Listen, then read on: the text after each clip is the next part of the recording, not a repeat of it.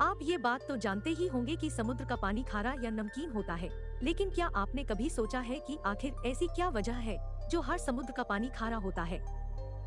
दरअसल नदियों का पानी समुद्र में आकर मिलता है और आपने देखा होगा कि कई नदियों का पानी मीठा होता है तो कई नदियों का पानी खारा होता है और इस तरह समुद्र में कई तरह का पानी आकर मिलता है। जब ये पानी वाष्पीकृत होता है तो ये ऊपर जाकर बादल का रूप ले लेता है और यही बादल बारिश के रूप में नीचे गिरता है। बरसते समय ये पानी हवा में मौजूद कार्बन डाइऑक्साइड, सल्फर डाइऑक्साइड और नाइट्रोजन ऑक्साइड जैसी गैसों के संपर्क में आकर अम्लीय हो जाता है।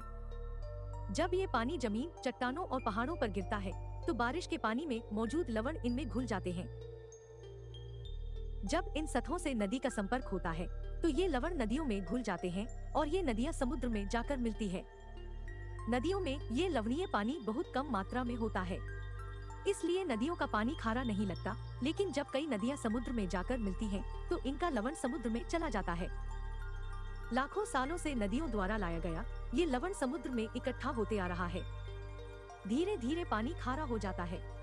इसके अलावा समुद्र तल की चट्टानों और ज्वालामुखी से भी समुद्र में लवण घुलते रहते हैं। साथ ही समुद्र में मौजूद सोडियम और क्लोरीन की अभिक्रिया से नमक बनता रहता है, जिस कारण भी समुद्र का पानी खारा हो जाता है।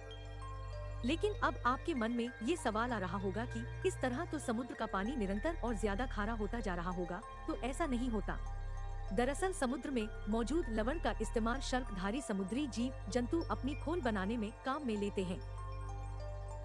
इन जीवों के मरने पर ये खोल चूने के पत्थर का रूप लेकर समुद्र की सतह पर आ जाते हैं और भूसतह के हलचल से समुद्र से बाहर निकल जाते हैं। ये वही चूना होता है जिसका खनन करके घरों में काम लिया जाने वाले चूना बनाया जाता है।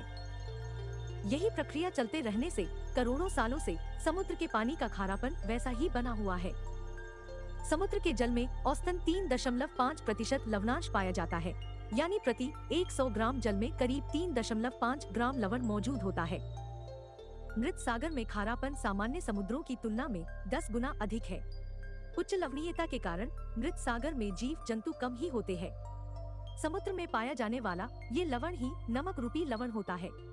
ऐसा माना जाता है कि अगर पूरी दुनिया के सभी समुद्र से पूरा नमक निकालकर उसे सुखाया जाए तो उससे 288 किलोमीटर ऊंची, 1.6 किलोमीटर मोटी और पृथ्वी की परिधि के जितनी लंबाई वाली एक दीवार बनाई जा सकती है। उम्मीद है अभी खबर तक पर कि ये जानकारी आपको पसंद आई होगी और आपके लिए फायदेमंद भी साबित होगी।